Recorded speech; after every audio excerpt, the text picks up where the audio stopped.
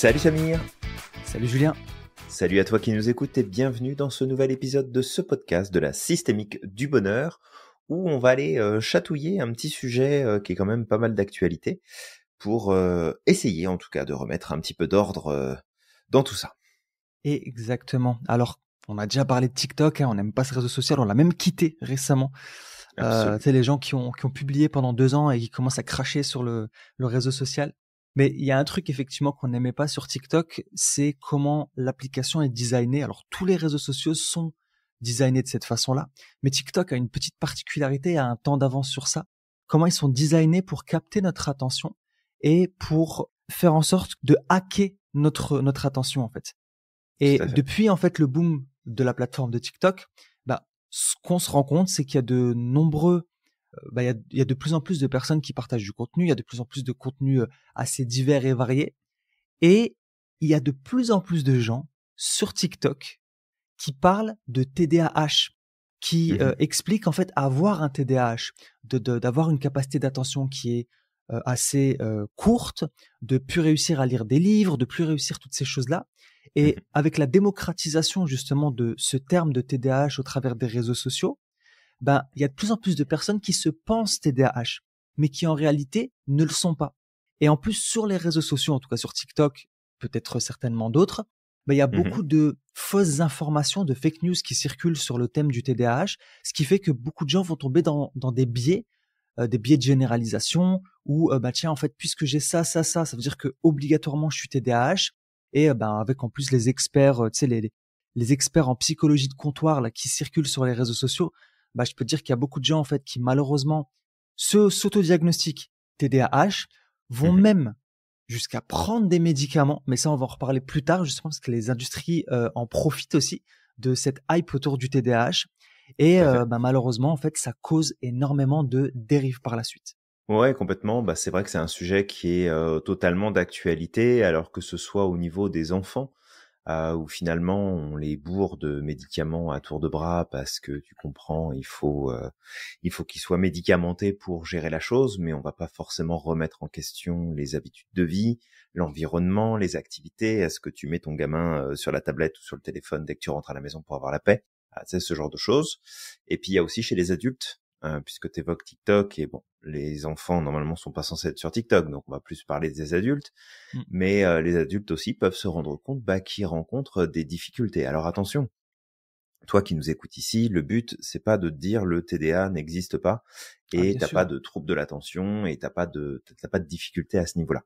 C'est pas le but du tout, mais c'est plutôt remettre un petit peu d'ordre dans ces informations pour éviter en fait que tu prennes des raccourcis souvent trop rapides, trop simplistes et qui t'emmènent à penser ou à croire que t'es coincé ou que t'as telle ou telle difficulté et qu'en fait il n'y a pas de solutions qui sont possibles pour toi.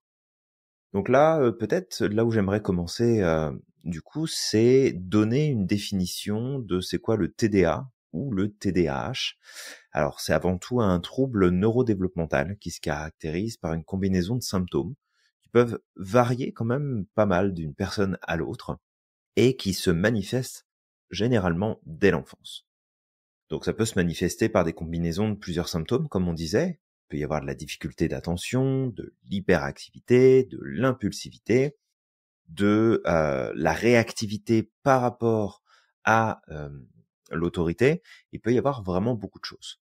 Et ce qui est important de comprendre ici, c'est que le TDAH, c'est pas une maladie en soi, d'accord, c'est pas une maladie mentale, mais c'est un trouble qui est neurologique.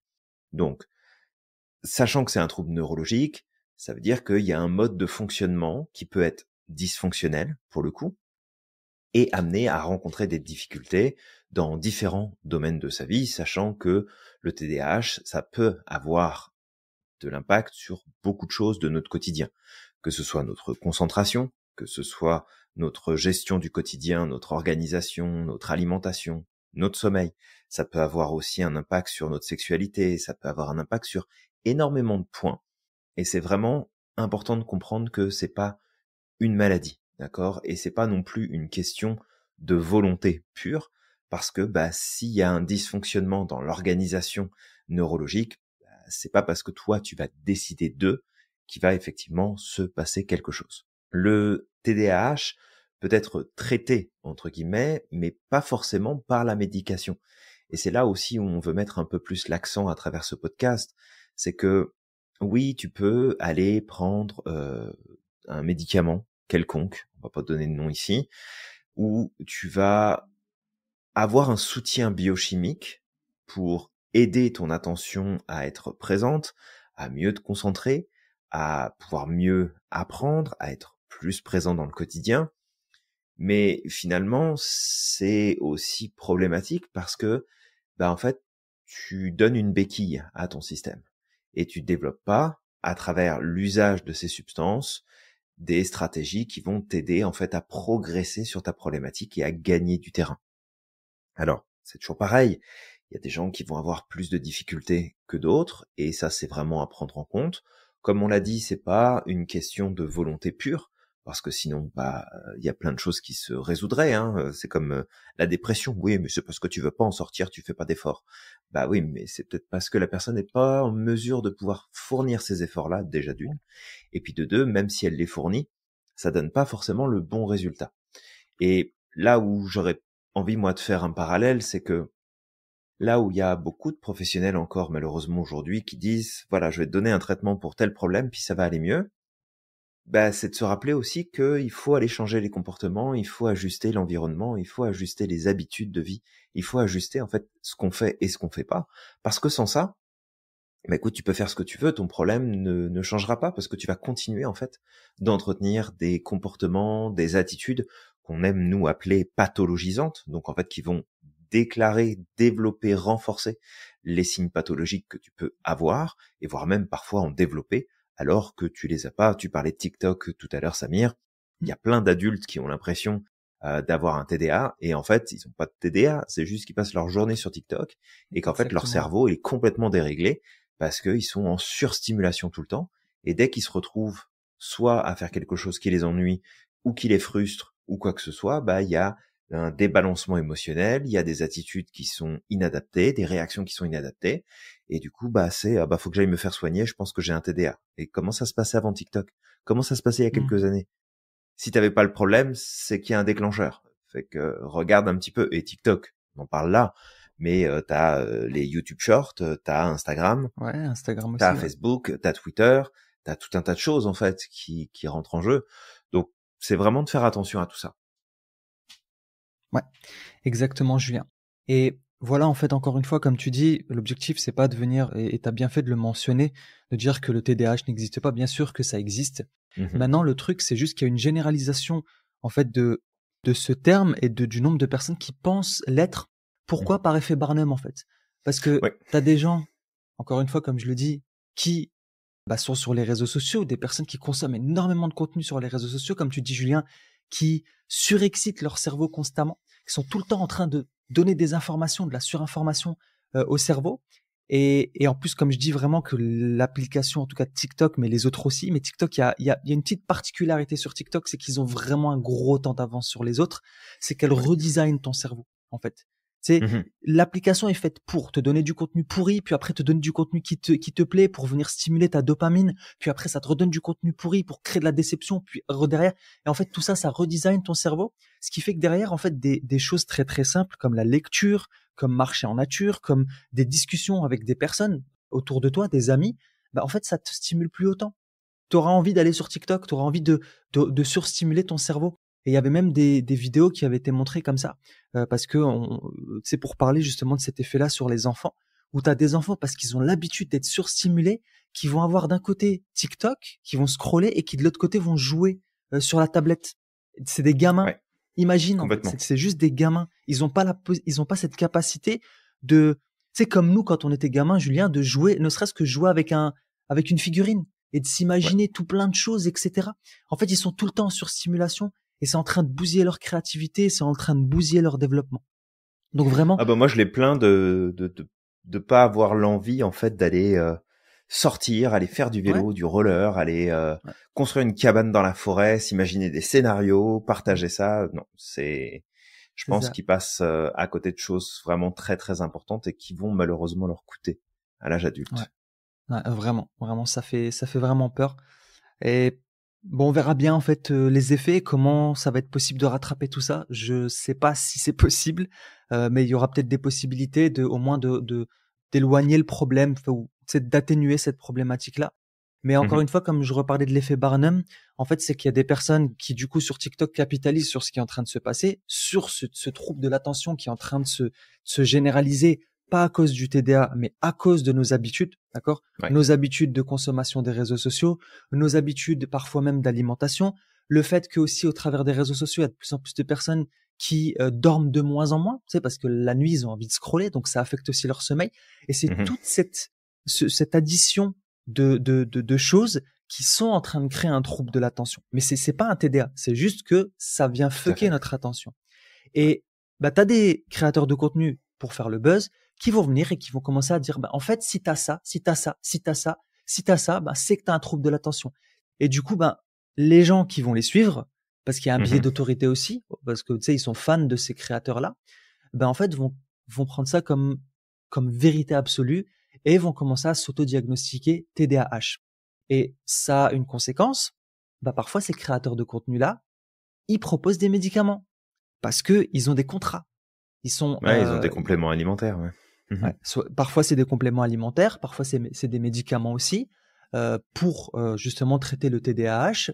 Je peux citer par exemple un des exemples, c'est qu'il y avait une personne qui, tu sais, que je connaissais par exemple, qui m'avait invité à une, c'est pour parler d'une entreprise de compléments alimentaires. Je sais pas si j'ai Ah, envie je de me les citer souviens, ou ouais. pas. Je me souviens. Je le citerai La, potentiellement la pas. fameuse qui disait non, non, on est contrôlé, c'est validé, machin, Oui, etc. Alors c'est qu'ils ça. le sont pas du tout. Et que... Ouais, ouais, Alors tout à qu'ils le fait. sont pas. Et quand j'ai posé la question, tu sais, c'était comme, tu sais, la personne pour me répondre, elle a mis du temps. Et en fait, la réponse était vite fait. Et quand j'ai été regarder sur Internet, en fait, il y avait pas cette, si tu veux, cette certification. Et du coup, je leur ai Mm. reposé la question. J'ai fait, bah non, en fait, vous dites que vous êtes certifié par la FDA, c'est pas vrai. Ah non, mais en fait, on est certifié par une autre certification qui est meilleure que la FDA, alors que cette certification-là n'a rien à voir avec ça. C'est un truc qui est T'as totalement raison. différent, tu vois. T'as Donc, raison. La FDA est probablement un des systèmes les plus complexes à obtenir une validation de mise en marché d'un produit et de justification de ouais. ses effets.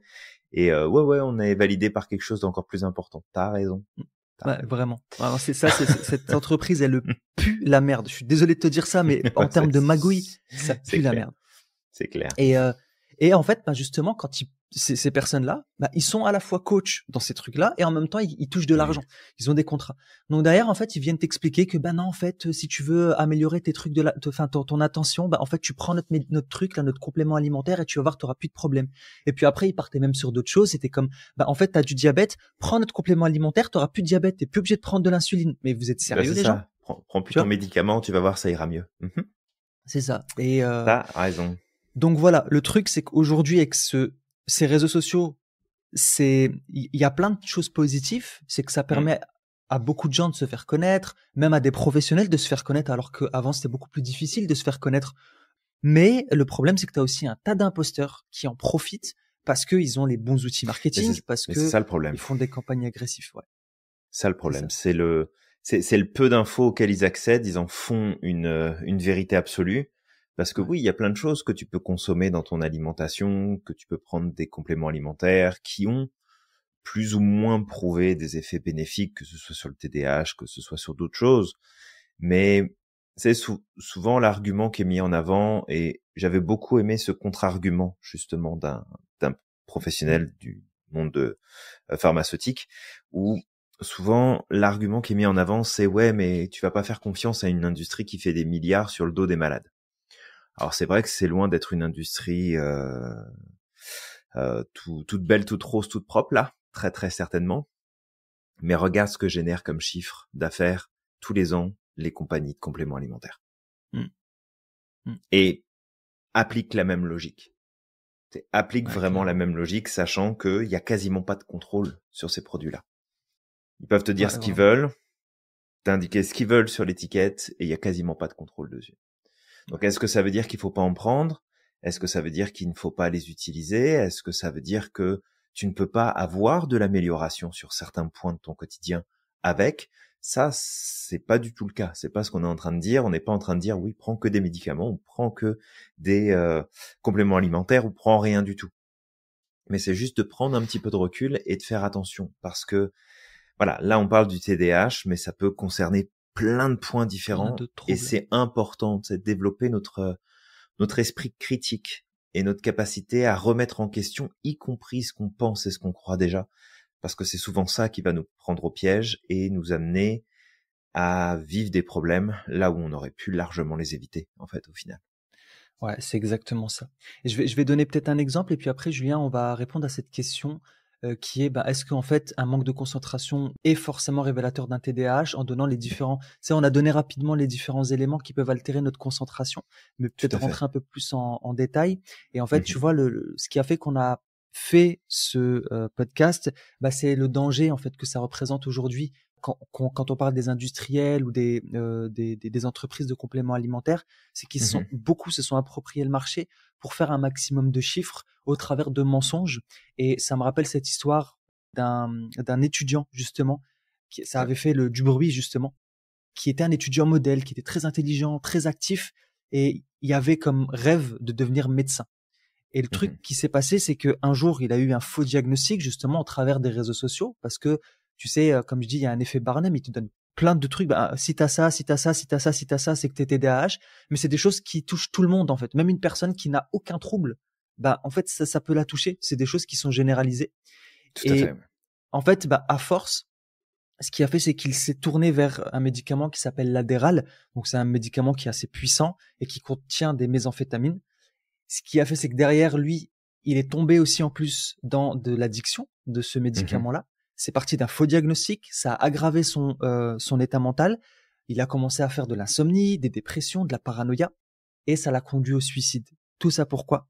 Parce que au départ, t'as des industriels, t'as des créateurs de contenu qui sont là pour faire de la thune, qui sont là Ouais. pour propager des mensonges pour toucher un maximum de monde, et t'as des personnes naïves qui viennent, qui se mettent à consommer ce genre de médicaments Mhm. sans suivi médical, sans Ouais. précaution, et qui par la Oui, puis suite, en bah, plus, comme malheureusement, t'as même pas de détruisent leur vie. prescription, ça veut dire que t'achètes ça, tu sais pas où, tu sais Exactement. même pas ce qu'il y a dedans, ça se trouve, t'as de la chance, c'est juste des comprimés qui sont neutres, c'est juste des comprimés de sucre, Ou du sucre, ouais.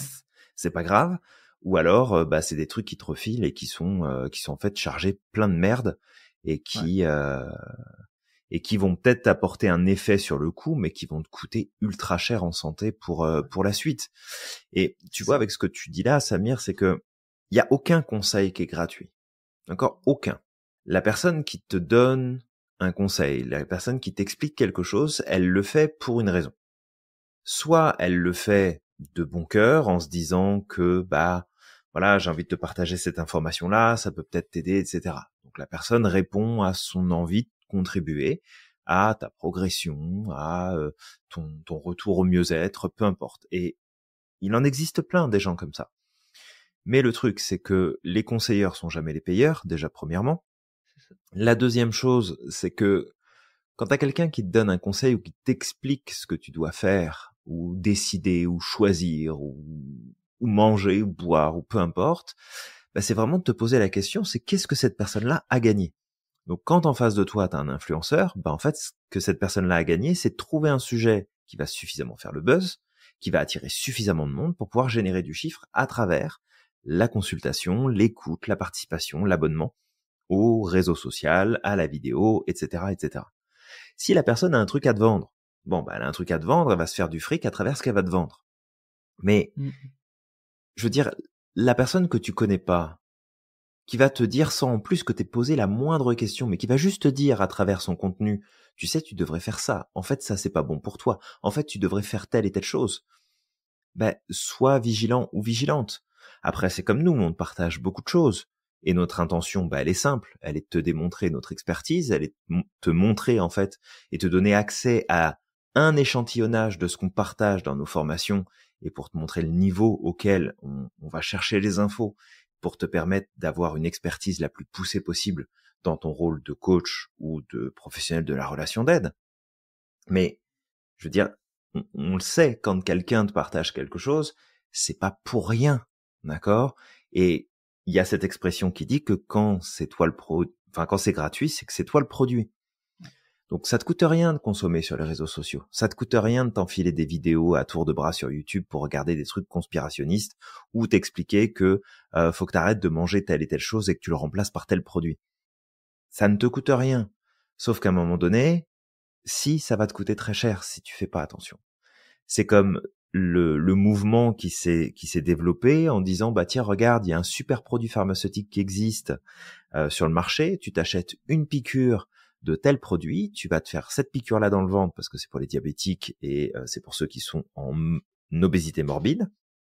Et en fait, tu vas prendre ça et tu vas perdre du poids à vitesse grand V. Alors oui, c'est vrai, il y a énormément de gens qui ont perdu beaucoup de poids. Sauf par contre, ce qu'on te cache derrière, c'est que en fait, tu vas être malade pour le reste de ta vie. Parce que tu vas avoir la diarrhée constamment, tu vas vomir constamment, tu vas perdre tellement en fait de capacité d'absorption au niveau intestinal que tu vas perdre en nutriments, tu vas perdre en vitamines, tu vas perdre en minéraux et en fait, tu vas passer le reste de ta vie malade comme un chien juste pour pouvoir rentrer dans ton maillot de bain cet été. C'est ça. Et trop peu de gens en fait prennent conscience de l'impact de leurs actes et de leurs décisions et quelque part c'est notre faute à chacun d'entre nous de pas travailler là-dessus, mais c'est aussi la responsabilité de nos parents. Est-ce que nos parents nous ont en fait éduqués? Est-ce qu'ils nous ont appris à anticiper? Est-ce qu'ils nous ont appris à réfléchir sur les conséquences de nos actes? Et est-ce que la société nous a appris? Et la réponse est clairement non, puisqu'en fait on préfère te punir plutôt que de prévenir. On préfère soigner plutôt que de faire de la prévention. Donc c'est tout un process, mais si t'as ça en conscience, après c'est plus une question de ah ouais mais c'est mes habitudes, c'est mon pattern. Non, si t'en as conscience, après c'est une décision que tu prends. C'est à partir du moment où tu te rends compte que tu fais quelque chose qui marche pas, c'est plus un pattern là, c'est une décision. C'est la décision de continuer, c'est la décision d'aller toujours dans ce sens-là. Donc c'est de faire très très très attention. Fait que la question que tu mettais peut-être en avant tout à l'heure, Samir, c'était est-ce qu'un manque de concentration ou d'hyperactivité est vraiment révélateur du TDA? Là, ce qu'on peut dire, c'est que c'est non, en fait. Parce que c'est pas suffisant. Il y a plein de facteurs. Il y a le sommeil, il y a l'alimentation, il y a l'activité physique, il y a l'équilibre au quotidien, les réseaux sociaux qui participent à la désinformation, ce qu'on explique depuis tout à l'heure. Tout ça, en fait, ça peut t'amener à vivre des symptômes sans pour autant en fait, que t'aies le moindre TDAH. Ouais, c'est ça. Exactement, Julien. Et du coup, il y en a plein des raisons. On en a cité quelques-unes, comme le sommeil, etc. Mais on va rentrer un peu plus dans les détails. Donc, le premier, c'est la surstimulation du cerveau. Comme on l'a dit, le fait de consommer énormément de flux de vidéos courtes, d'avoir des notifications constantes, d'être constamment dérangé. Et le fait aussi, lorsque tu consommes du contenu sur Internet, d'avoir des alternances de vidéos qui vont venir comme altérer ton circuit de la récompense, comme j'expliquais avec TikTok, c'est que on va te faire scroller un maximum, c'est infini sur TikTok. On te fait scroller un maximum avec du contenu qui va être pourri à certains moments, et puis d'un coup tu vas avoir du contenu, qui va être intéressant. En fait, ton cerveau, il va prendre ça comme une récompense, comme ah regarde, là on est tombé sur du bon contenu, donc je te donne un shot de dopamine. Et puis après derrière, en fait, tu vas continuer à scroller, tu vas tomber sur du contenu pourri, du contenu qui peut être assez décevant. Et en fait, ça va te pousser à scroller jusqu'à tomber du contenu qui va te plaire pour revenir soutenir ce shot de dopamine là pour en avoir un autre. Et en fait, ça, le fait de constamment surstimuler notre cerveau, constamment surstimuler justement notre circuit de la récompense, ça va rendre au fur et à mesure du temps difficile la concentration sur des tâches du quotidien ou des tâches qui peuvent par exemple être beaucoup plus longues, qui va te demander une plus longue période. C'est ce qui fait qu'en fait, toi qui nous écoutes, si avant tu avais l'habitude de lire des livres et aujourd'hui tu te rends compte que tu as du mal à te concentrer sur une tâche du quotidien, le travail ou même le ménage, ou alors juste lire un livre, en fait, il y a de fortes chances que ton circuit de la récompense, ton cerveau a été hacké, et peut-être de regarder du côté justement de ce que tu consommes sur Internet. Et principalement, ça va être vraiment dans les applications avec du contenu court. Parce que tu vas sur YouTube. Moi, je peux te dire l'expérience que j'ai eue sur TikTok, Julien, et ce qui a fait que j'étais quand même pressé qu'on quitte TikTok. On a eu plein de problèmes avec le réseau social parce qu'ils ont un support qui est nul à chier. C'est-à-dire que c'est juste l'algorithme qui gère. Mais derrière, en fait, si tu as un problème, s'il y a une erreur avec l'algorithme, si on te shadowban sans raison et que en fait tu vas vers eux pour demander des explications, en fait il y a personne qui te répond et en fait tu es à la merci de l'algorithme. Et l'algorithme, il est là aussi pour pousser du contenu souvent médiocre en fait, plus que du contenu éducatif. Et en tout cas, l'une des raisons à côté de ça, du fait qu'on l'utilisait pour notre activité, c'est que je me suis surpris petit à petit, moi-même à utiliser l'application, puisque je gérais le réseau social. Et en fait, au fur et à mesure du temps, moi qui déteste ça, qui déteste être esclave de quelque chose, d'un réseau social ou autre, je me suis surpris, alors que j'avais pas cette habitude-là avant, à commencer à scroller pendant 30 minutes, 1 heure, tu vois. Il y a eu des moments où ça a duré même plus longtemps que ça. Et jusqu'au jour où je vois sur mon téléphone, tiens, en fait, dans la semaine, t'as consommé 5 heures de TikTok. C'est énorme, 5 heures de TikTok, c'est pas possible. C'est quasiment une journée de boulot, là. Ouais, c'est énorme. ça. Donc, ce qui a fait que directement derrière, en fait, ce que j'ai fait, c'est que moi, j'ai eu parce que j'aime pas, en fait, encore une fois, être esclave de quelque chose. On a tellement de choses à faire, Julien, on n'a pas de temps pour ces merdes-là. Tu sais, j'ai demandé directement à ma femme de mettre je dis, écoute, tu mets un mot de passe. On va pas aller jusque là, Julien. Mais tu vois, voilà, en fait, j'ai mis un temps d'écran sur mon téléphone. Je lui ai demandé, elle, de mettre un mot de passe parce que je me truste pas. Tu vois, je me faisais pas confiance à ce moment-là parce que c'est vraiment fait pour hacker ton cerveau. Et en fait, à ce moment-là, j'avais le droit à 30 minutes, le temps de poster mes vidéos et puis, répondre aux gens et that's it, tu vois. Après ça, je pouvais plus consommer ce réseau social. Mais ça, c'est arrivé après, une semaine, c'est arrivé comme ça. Je dis, oh là, non, je vais reprendre le contrôle sans faire ça. Puis je me rends compte que la deuxième semaine, peut-être que j'ai passé moins de temps, mais qu'en fait, ça devenait quotidien. J'ai fait, non, en fait, c'est mort. Je peux pas du tout. Et du coup, voilà, j'ai arrêté. Et puis après, il y a aussi, en fonction du contenu que tu vas consommer. Moi, c'était beaucoup du contenu d'actualité. Et on a une période un peu anxiogène avec des conflits dans le monde. Et du coup, en fait, TikTok, il me faisait ça, tu vois. Il me ramenait souvent du contenu qui venait toucher mes émotions. Et ce qui fait qu'en fait, ça en rajoute un peu plus sur c'est encore cette plus addiction. addictif, hein. C'est ça. C'est ça. Donc voilà, ça, c'est le premier point. La surstimulation du cerveau. Ouais, tout à fait. Après, les autres points, t'as la difficulté de concentration. Alors, ça, en fait, que ce soit les réseaux sociaux ou d'autres choses, c'est aussi la manière dont tu consommes les informations et dont qu'est-ce que tu en fais. Si tu as une consommation dite passive, c'est-à-dire que tu laisses les informations venir jusqu'à toi, en fait, vu que c'est pas toi qui fais la démarche de faire un effort de te concentrer sur quelque chose, ça devient tout de suite beaucoup plus compliqué. Et c'est là aussi où je trouve toujours amusant de faire le lien entre ton enfant n'arrive pas à se concentrer sur telle ou telle tâche. Par contre, quand il va se placer devant un jeu vidéo ou quelque chose qui l'intéresse vraiment, d'un seul coup, là, il est capable de faire preuve de concentration. Alors, c'est sûr qu'il faut prendre plein de choses en compte. Si tu es sur un jeu vidéo, il y a plein de stimulations, il y a plein d'éléments qui te demandent en fait d'interagir. Donc, tu vois qu'à travers l'interaction active, tu as une concentration qui est plus importante. Mais finalement, des fois, tes difficultés à te concentrer dans le quotidien, c'est parce qu'en fait, t'attends de ton quotidien qui te stimule suffisamment et qui t'active suffisamment ton attention pour pouvoir dire que t'es capable de te concentrer ou pas. Mais si on regarde bien ce que tu fais dans une journée, parfois t'es capable de rester concentré pendant un long moment sur différentes choses parce qu'en fait, t'as un processus qui est beaucoup plus actif dessus. Donc, on a un peu un espèce de syndrome de laziness, si on devait le dire en anglais, mais d'avoir cette espèce de paresse d'engagement. Et cette paresse-là, elle est dangereuse. Elle est dangereuse pour nous. Et là, c'est vrai qu'on parle beaucoup des réseaux sociaux, mais le truc, c'est qu'il y a aussi beaucoup de technologies qui sortent de plus en plus. Il y a beaucoup plus d'appareils, d'outils, d'éléments en fait qui ressortent et qui, oui, ont un but certainement très positif de t'aider à faire des choses, de t'aider à accomplir des choses, mais en fait, ça te remplace, ça remplace tes capacités, ça remplace tes forces, ça remplace tes talents, ça remplace tout un tas de choses. Et tu vois, des fois, je me dis que quelque part, quand on regarde un petit peu comment on priorise la technologie à l'engagement humain, et bien sûr, il y a sur tout un tas de choses, c'est super important parce que ça aide vraiment à améliorer les résultats, ça aide à faire tout un tas de choses. Mais tu sais, je pense par exemple à ce petit appareil que tu mets dans le haut de ton dos qui va vibrer à chaque fois que ton inclinaison est pas bonne pour que tu te tiennes plus droit.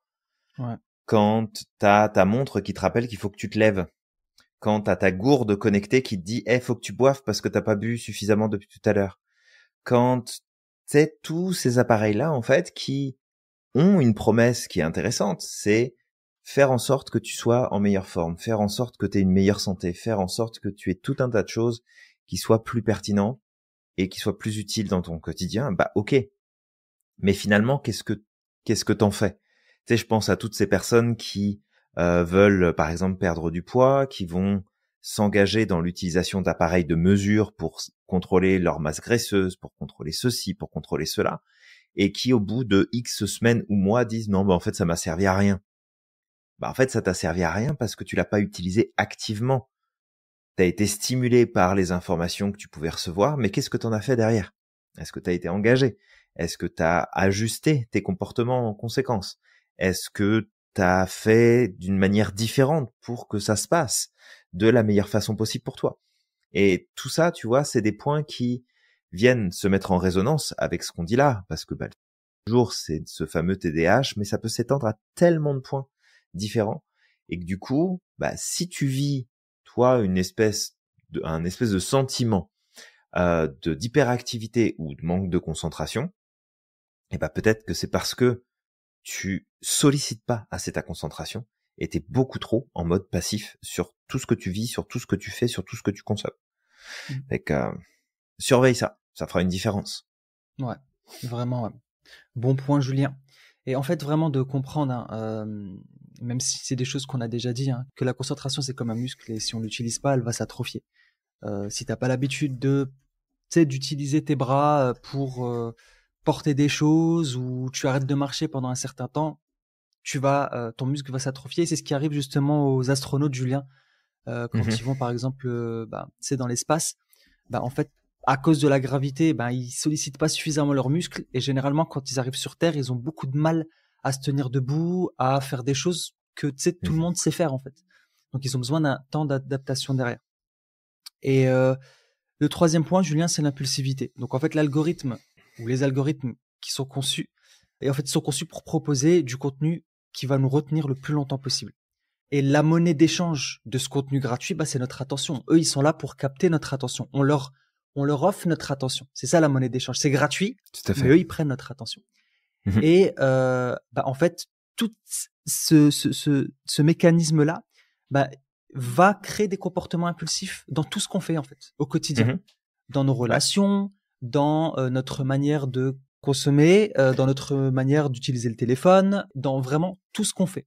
Donc ça, c'est l'un des problèmes en tout cas qui vient de cette impulsivité-là.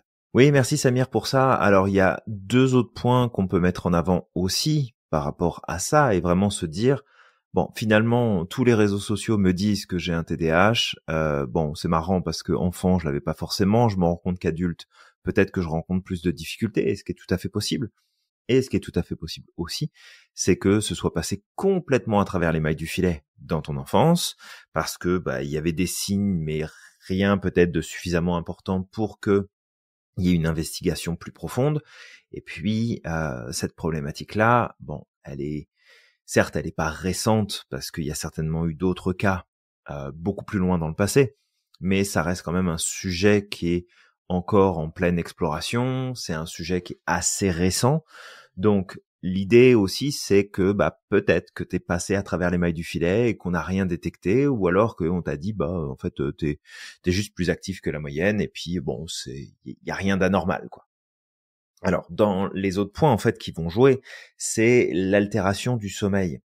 En fait, que ce soit une application comme TikTok, que ce soit Facebook, que ce soit d'aller sur YouTube, que ce soit d'enchaîner des articles sur un site ou un autre, peu importe. L'idée, c'est que si tu ne respectes pas tes cycles de sommeil, ça va juste augmenter et aggraver tes problématiques de concentration et d'hyperactivité. Parce que on va pas tous réagir de la même façon face au manque de sommeil. Il y en a qui vont être plus nerveux, il y en a qui vont être plus anxieux, il y en a qui vont développer des sentiments dépressifs, il y en a qui vont être plus facilement agacés, il y en a qui vont être plus réactifs, il y en a qui vont être moins réactifs. il peut y avoir vraiment beaucoup de choses différentes qui se mettent en place. Et le sommeil, c'est quand même une des clés importantes pour l'équilibre psychologique. C'est vraiment important. Fait que altérer ton sommeil parce que, en fait, bah, tu te mets dans ton lit et tu passes 1 heure et demie ou 2 heures à scroller au lieu des 5 minutes que tu avais prévues au départ, bah, oui, il y a la faute à l'application, oui, il y a la faute à tout ce que tu utilises, mais il y a aussi à 99% ta responsabilité.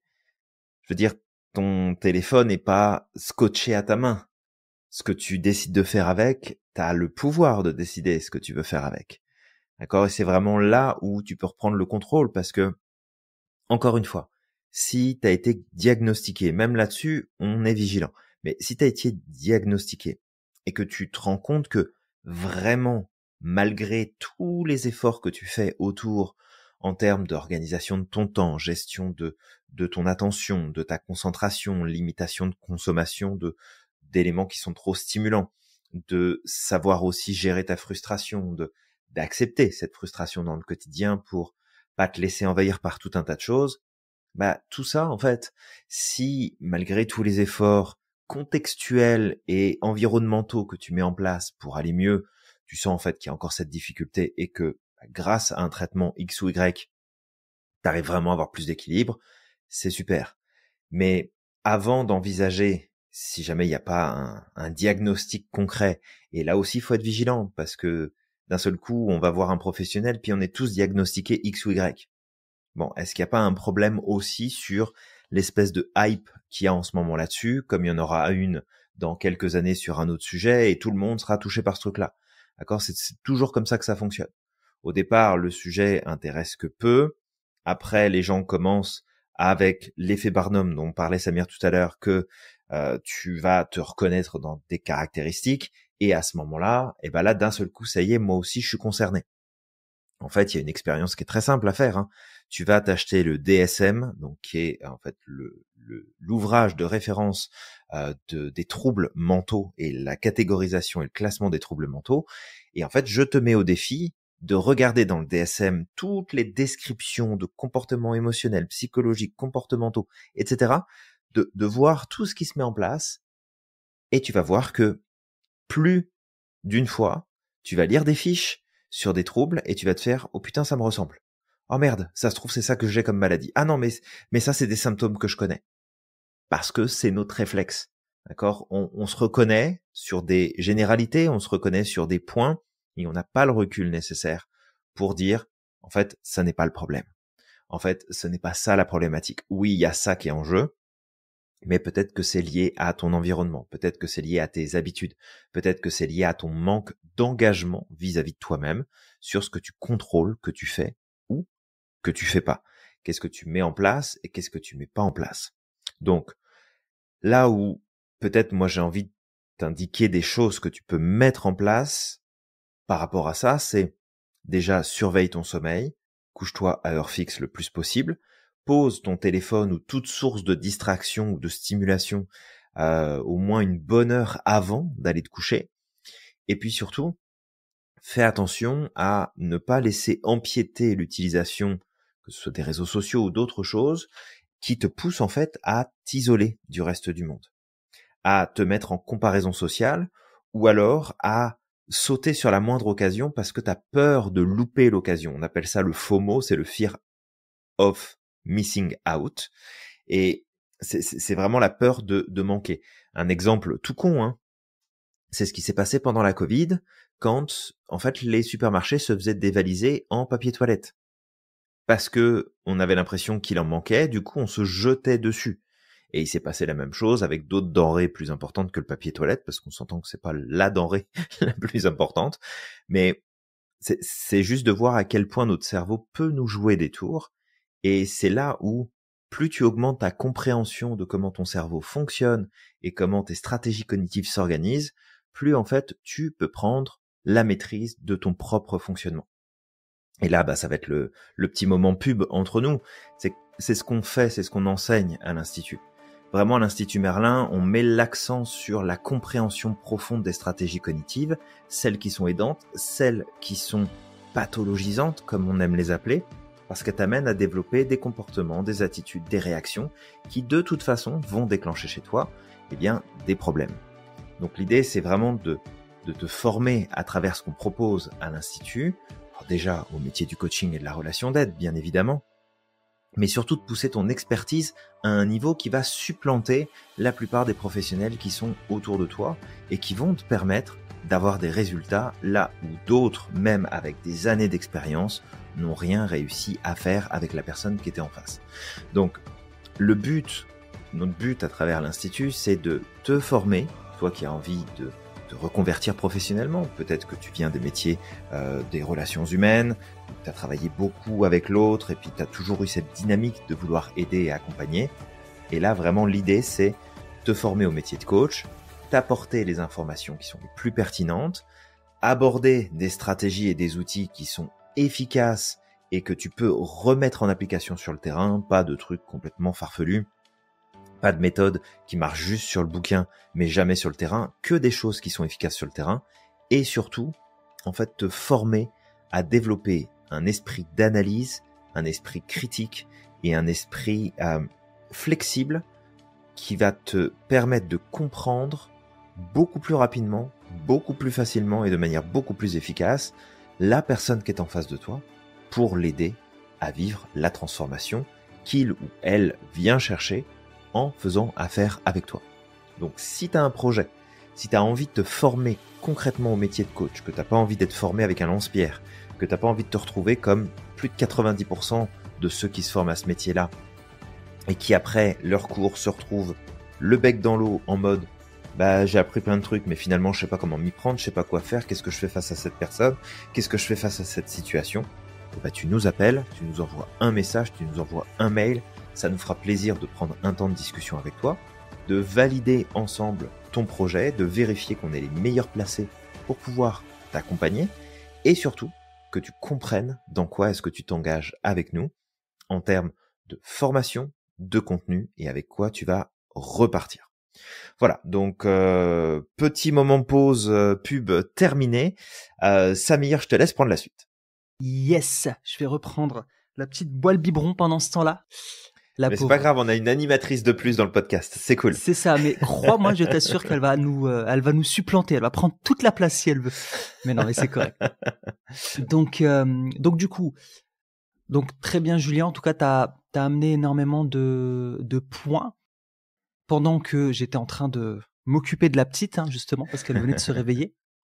Et du coup, toi qui nous écoutes, parce que depuis tout à l'heure, tu nous entends, on te dit, t'as certainement pas un TDAH. Bon, encore une fois, on est là juste pour amener des questions, du questionnement, pour que les personnes prennent la bonne direction, ou alors qu'ils vont voir un spécialiste, d'accord?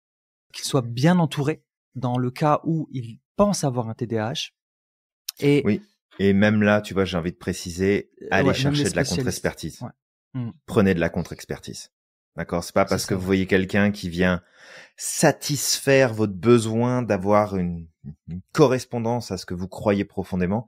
Allez parler à quelqu'un d'autre. Allez chercher, prenez un autre rendez-vous. Allez voir un autre spécialiste. Et là, si ça se reconfirme encore, peut-être que ce sera plus juste. Et même à la rigueur, voyez-en un troisième. Et peut-être que le troisième, il va vous dire, non, mes deux collègues précédents sont gentils, mais en fait, vous avez pas ce problème-là, c'est autre chose. C'est ça. Et c'est important de remettre en question. Très important. C'est important, ouais. Ouais, c'est vraiment important. Et tu sais, je me rappelle, ne serait-ce que de mon grand-père. Alors encore une fois, je dis mon grand-père, mais pour moi, c'est mon grand-père, parce que j'ai grandi avec lui en France. C'est le frère de mon grand-père. À un moment, qui avait été diagnostiqué par un médecin, comme quoi il avait un problème cardiaque. Et pendant des années, en fait, on lui a prescrit des médicaments pour le cœur. Avant de se rendre compte, beaucoup plus tard, en ayant fait des analyses, etc., qu'en fait, il n'avait pas du tout de problème cardiaque et qu'il a pris pendant des années un médicament, en fait, pour rien, et qui possiblement a déclenché chez lui d'autres problématiques. Donc, c'est pour ça que c'est important. Encore une fois, ça dépend de quoi, parce que c'est l'objectif. On n'est pas là pour créer de la paranoïa autour de la médecine, autour des spécialistes, etc. Mais c'est juste que c'est pas parce que un spécialiste a dit quelque chose que c'est forcément à 100% vrai, et que parfois c'est intéressant aussi d'aller chercher un peu plus d'informations, de remettre en question, ou si on pense ça va peut-être pas, d'aller voir un petit peu d'aller voir un petit peu ailleurs. Donc maintenant, encore une fois, je veux donner cette petite information, ce petit disclaimer, c'est que les spécialistes, c'est des êtres humains, hein. Ils sont pas là pour te détruire, ils sont pas là aussi pour pour forcément toujours obligatoirement te prescrire des médicaments. Parfois aussi, en fait, avec leur analyse, ils estiment qu'il y a une problématique et par précaution, eux, ils vont estimer que c'est mieux en fait de t'amener vers cette voie-là, mais c'est pas forcément la meilleure. D'accord? Donc on prend en considération que c'est quand même des êtres humains qui font de leur mieux et qu'ils peuvent se tromper aussi. Et ça peut être aussi c'est aussi peut-être pour ça que ça peut être bien parfois de voir un petit peu ailleurs. Maintenant, si tu penses que tu as un TDAH, peut-être que la première chose que je t'amènerais à faire avant même d'aller voir un spécialiste, c'est mon opinion, je te dis pas que c'est la vérité, mais c'est déjà peut-être de voir un petit peu quelles sont tes habitudes. Qu'est-ce que tu fais au quotidien? Est-ce que tu es constamment sur les réseaux sociaux? Combien de temps tu passes sur les réseaux sociaux?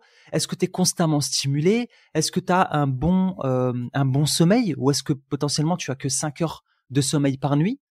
Est-ce que tu manges que de la junk food? Vraiment de voir c'est quoi tes habitudes généralement. Si tu te rends compte que déjà au départ dans tes habitudes, il y a de mauvaises habitudes, peut-être dans un premier temps d'essayer de travailler sur ça. Tu peux travailler seul, ok? Tu peux juste lister ça avant d'aller voir un spécialiste. Ça peut être déjà bien, de faire un petit topo avant d'aller voir un spécialiste en disant ouais, mais bon, ok, je viens de voir parce que je sais pas si j'ai un TDAH ou pas, mais déjà il y a ça en fait qui va pas dans ma vie, le sommeil, il y a tout ça. Et peut-être que au moins ça pourrait l'aiguiller dans son diagnostic.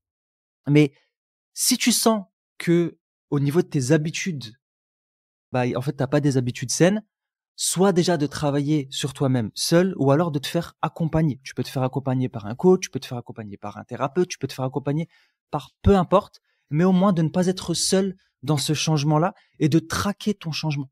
Parce que ça peut être important de pouvoir traquer ce changement-là, dire regarde, en fait, il y a un mois, je sais pas, moi je dormais 5 heures par nuit, maintenant en fait, je me rends compte que je dors un peu plus, j'ai baissé ma consommation de réseaux sociaux, mais en fait, j'ai toujours les mêmes problèmes.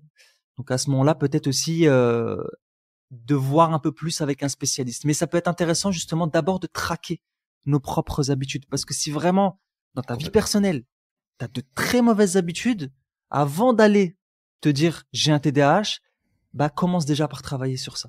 Ouais, complètement. Merci Samir pour tout ça et pour ce premier point.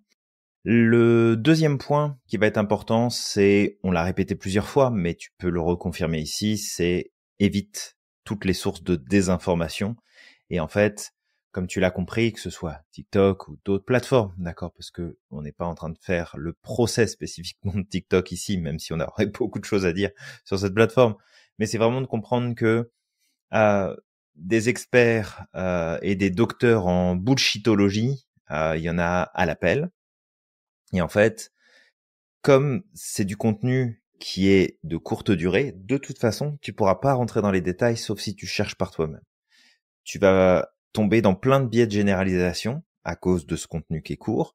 Et puis surtout, tu as des algorithmes qui sont calculés et qui sont organisés de façon à te fournir le contenu que tu consommes le plus souvent. Donc il suffit juste que demain, il y ait quelqu'un qui t'explique que les carottes n'existent pas, et que tu aimes la vidéo, en fait, tu vas avoir tous les complotistes du monde qui t'expliquent en fait que les carottes sont une invention de notre esprit et que ça n'existe pas et qu'en fait on n'a jamais mangé et qu'en fait c'est dangereux parce que c'est un moyen de te manipuler, etc., etc. Donc ça peut aller très très très très vite. Donc vraiment fais attention parce que cette désinformation elle est partout, et si tu penses que tu es à l'abri de la désinformation quand tu ne consommes pas les réseaux sociaux, eh bien sache que c'est la même chose, parce que les journalistes qui sont à l'origine des infos que tu consommes, eh bien eux consomment les réseaux sociaux. Et sur les dernières années, on calcule plus le nombre de fois où en fait sur des chaînes nationales, sur des chaînes sérieuses, eh bien on s'est retrouvé à communiquer des informations qui n'étaient absolument pas vraies, absolument pas vérifiées, qui se sont bien gardées de dire ok on a merdé, en fait on a regardé TikTok comme tout le monde et puis on pensait que c'était vrai. Donc vraiment, développe ton esprit critique, prends du recul, parce que déjà ça va t'aider sur plein de domaines, mais y compris celui qu'on aborde aujourd'hui, qui est le fait que peut-être qu'on te ment depuis trop longtemps sur le phénomène du TDAH, et que ça serait bien de remettre un petit peu de clarté là-dessus. Ouais, exactement. Et d'ailleurs, bah, tu parles des médias, mais tu sais, les médias aujourd'hui, pour beaucoup, et pour pas dire la majorité, en fait, ils s'imprègnent, ou peut-être même que c'est les réseaux sociaux qui se sont imprégnés un peu des médias, mais de bah, toutes les mécaniques des réseaux sociaux, comme les titres putaclic, comme tu dis, en fait, le fait de vouloir avoir un scoop le plus rapidement possible pour venir, Ouais. tu sais, chatouiller tes émotions et créer Ah de bah l'émotion chez toi. ils sont à la chasse à l'info exclusive, hein. Ouais, c'est ça. Donc tout ce qu'ils peuvent mettre en avant qu'il y aura pas sur les autres chaînes, c'est de l'audimat de gagner, c'est donc du budget pub de gagner, c'est du fric de gagner, ni plus ni moins. Tu sais, je te compte même pas le nombre de fois où quand il y a eu des problèmes en France, comme des attentats ou des choses comme ça, en fait, ils se sont tellement dépêchés pour avoir le scoop, soi-disant, hein, le scoop, hein, le faux scoop, Hmm. de balancer des photos, tu sais, au hasard, etc. Et tu te rends compte que tu as des gens qui c'était juste des homonymes, en fait. Tu sais, ils avaient le même prénom que la personne et ils se retrouvent Hmm. sur les réseaux sociaux. Et en fait, après ça a détruit leur vie. Ils peuvent plus trouver un emploi, ils peuvent plus rien trouver Ah bah après parce que c'est ultra justement, compliqué quoi. Ouais. ouais. Donc Ouais, ouais, tout à fait. vraiment attention à ça. Et tu sais, moi, ça, juste comme ça, hein, mais il y a une chaîne qu'on adore, Julien, toi et moi, une chaîne YouTube qu'on t'inviterait peut-être à aller consommer, à aller regarder, qui s'appelle l'Esprit Critique. Et ça parle énormément de toutes ces choses-là. Oui, Ça parle de ouais, super chaîne. comment justement les médias viennent influencer nos biais, les politiques, etc. Et tu vas apprendre énormément de choses sur toi et comment faire pour développer ton esprit critique. C'est une personne que j'aurais bien voulu inviter, en tout cas un de nos podcasts, si j'arrive à être en contact avec lui, mais parce que le contenu qu'il propose est hyper qualitatif. Il y en avait un autre que j'écoutais beaucoup et que j'adorais qui s'appelle Defecator, donc Defecator comme des fake, les Hmm. fakes, Defecator, et en fait qui fait un contenu qui est extraordinaire aussi. Et vraiment, je vous invite à aller regarder ce genre de contenu-là pour améliorer votre esprit critique et pour vous libérer aussi de ce genre de choses.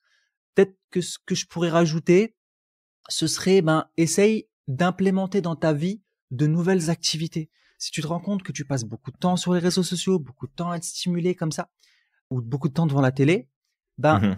essaye d'amener de nouvelles activités telles que faire un peu plus de sport, faire un peu plus de marche, faire de la lecture. D'ailleurs, la lecture, c'est un super moyen de reprogrammer le cerveau parce que ça Oui, entraîne ça va notre aider. capacité d'attention. Donc Clairement. juste, tu sais, tu te prends 5 minutes par jour de lecture, 10 minutes par jour de lecture et tu t'y tiens. En fait, ça va pousser ton cerveau à apprendre à se reconcentrer. Autre chose qui peut être fait, c'est de réduire l'anxiété. Donc voilà, ça rentre un petit peu avec ce que tu dis. Mhm. Donc d'éviter de consommer du contenu anxiogène. Et le dernier, c'est peut-être la méditation, la sophrologie, la méditation, toutes ces activités de pleine conscience, de respiration. Ben en fait, c'est des choses qui peuvent t'aider à entraîner ta capacité d'attention. Ça va être difficile au début, surtout si ton cerveau a été reprogrammé au travers des réseaux sociaux. Tout Mais à fait. Ouais. si tu persévères, bah, en fait, tu vas te rendre compte que tu vas te réapproprier ta capacité de concentration et honnêtement, ça va changer ta vie. Parce que sans ça, sans cette capacité, tu ne pourras rien réaliser. Tu es à la merci de tout le monde. Tu es un esclave. J'utilise ce mot-là consciemment, mais tu es un esclave de tout ce qui va se passer. Ah ben Tu es un esclave littéralement. des médias, tu es un Mhm. esclave des politiques, tu es un esclave de ton entourage parce que tu as pas cette capacité-là, en fait, à pouvoir te concentrer, à pouvoir reprendre le contrôle sur ton cerveau. Donc, ça va être vraiment important de travailler sur ces choses-là. Et puis peut-être, je sais pas, Julien, si tu as envie d'ajouter quelque chose sur ça, mais je te laisserai peut-être aussi prendre le dernier point qu'on va aborder. Bah merci Samir pour tous ces partages-là. Et oui, effectivement, tout Je ça, t'en c'est prie. des éléments qu'on partage assez régulièrement. On revient pas dessus parce qu'on radote, on revient dessus parce que ce sont des éléments qui sont puissants et qui sont importants. Ouais. Et qu'en fait, bah ça ne dépend que de toi de donner du temps à ces éléments-là. Et ça ne dépend que de toi de redevenir ta priorité pour que tu puisses prendre soin de toi et que tu mettes les choses en place. Alors, la dernière chose, bah, c'est que si tu as le moindre doute, plutôt que d'aller regarder sur Google, sur Doctissimo ou sur TikTok pour savoir qu'est-ce que tu as, qu'est-ce qui t'arrive, c'est quoi tes symptômes, etc., bah, va voir un professionnel. Va en voir plusieurs, comme on le disait. Euh, les options sont pas toujours les médicaments. Et de manière générale, le médicament, c'est avant tout une aide pour ton système. Et que ce qui va aider encore plus ton système, c'est d'évoluer dans un environnement et d'avoir des habitudes de vie qui vont être bénéfiques pour ton système, qui va en fait l'amener à faire correctement son travail. Donc, essaye de voir ça, rapproche-toi d'associations, d'organismes reconnus, et vraiment essaye de prendre du recul pour éviter de tomber dans les pièges de raccourcis au niveau de tes perceptions et de ta compréhension. Développe ton esprit critique, comme on le disait.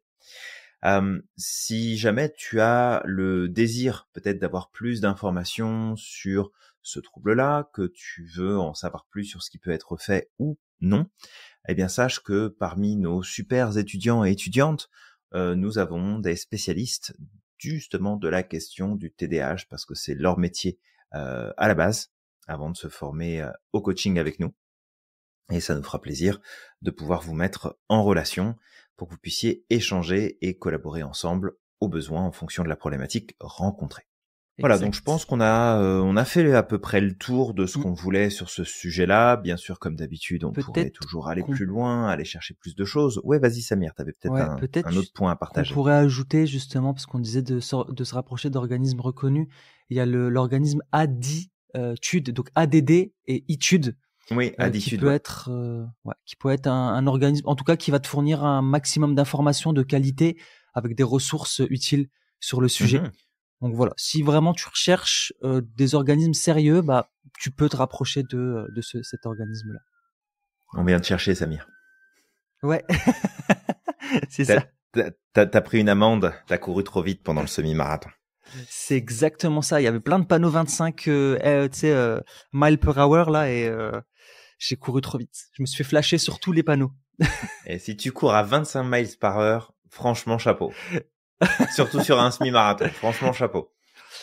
En fait, j'ai peur parce que le problème c'est qu'au-dessus de 25 miles par heure, je vais faire un retour vers le passé et j'ai peur de pas pouvoir revenir, c'est ça. Ouais, je comprends.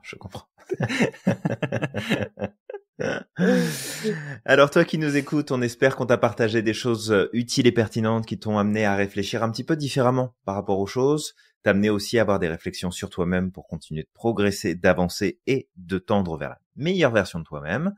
On va te retrouver très bientôt pour un prochain podcast, mais d'ici là, tu likes, tu commentes, tu partages, tu t'abonnes si c'est pas déjà le cas, et tu nous aides à gagner en visibilité et à faire remonter dans les stats notre super podcast avec c'est presque 3 années maintenant d'épisodes, je pense. Et on n'est pas loin. Hein. 3 années, regarde, d'ailleurs aujourd'hui on n'allait pas peut-être même un peu plus d'ailleurs, parce qu'on j'ai envie de dire. Ouais, plus je pense. Ouais. On a failli ne pas publier là parce qu'on a eu pas mal de choses à gérer, mais malgré tout on reste fidèle à nos publications par semaine. Exactement, très très important. On lâche rien, on est là pour toi. De partager et d'inspirer autant que possible.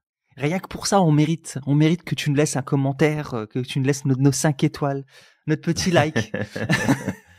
Oh là là là là, la manipulation affective. Oh là là là là, c'est pas cool. Donc voilà, toi qui nous écoutes en tout cas, moi je vais t'inviter à croire au maximum en ton potentiel et de ne pas oublier d'être extraordinaire chaque jour. N'oublie pas non plus à quel point t'es magique et que t'as le pouvoir de réaliser absolument tout ce que tu souhaites. Et on te dit à la prochaine.